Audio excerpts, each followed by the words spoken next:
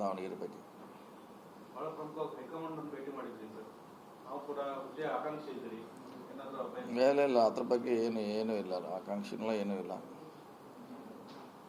ಹೋದಾಗ ಒಂದ್ಸರಿ ಭೇಟಿ ಆಗ್ಬೋದು ಅಂತ ವಾಡಿಕೆ ಭೇಟಿ ಇದ್ವಿ ಅಷ್ಟೇ, ಅದು ಬಿಟ್ಟರೆ ಬೇರೆ ಏನಿಲ್ಲ.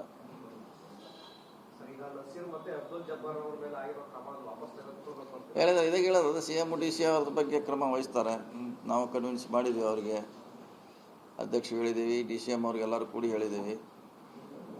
ಬಟ್ ಈಗ ಸುಲಭನ ಸರ್, 20,000 ಹೋಟೆಲ್ ಹೋಗಿದೆ, ಅಲ್ಲಿ ಸಪೋರ್ಟಿವ್ ಆಗಿದ್ರು ಅನ್ನುವಂಥ ಅಲಿಗೇಷನ್ಸ್ ಇದೆ, ಆಡಿಯೋ ಇದೆ, ಆರೋಪ ಇದೆ, ಇದೆಲ್ಲ ನಮ್ಮ ಮಧ್ಯೆ ಸುಲಭನ ಸರ್? ಆಗಿದ್ರಲ್ಲ, ಹಿಂದೂ ಭಾಳಷ್ಟು ಜನ ಮಾಡ್ಯಾರ, ಪಕ್ಷದಾಗ ಅದಾರ ಇನ್ನೂ ಅವರು.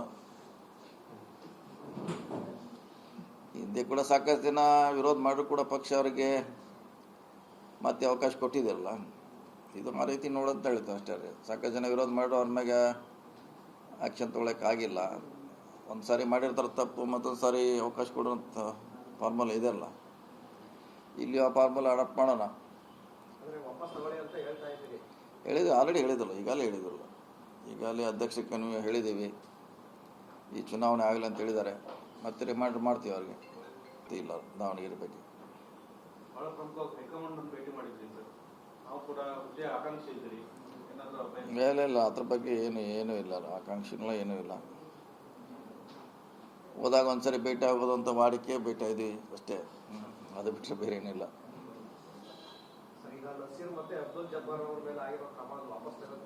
ಹೇಳಿದ್ರೆ ಇದೇ ಹೇಳೋದು, ಅದು ಸಿ ಎಂ ಡಿ ಸಿ ಅವ್ರ ಬಗ್ಗೆ ಕ್ರಮ ವಹಿಸ್ತಾರೆ.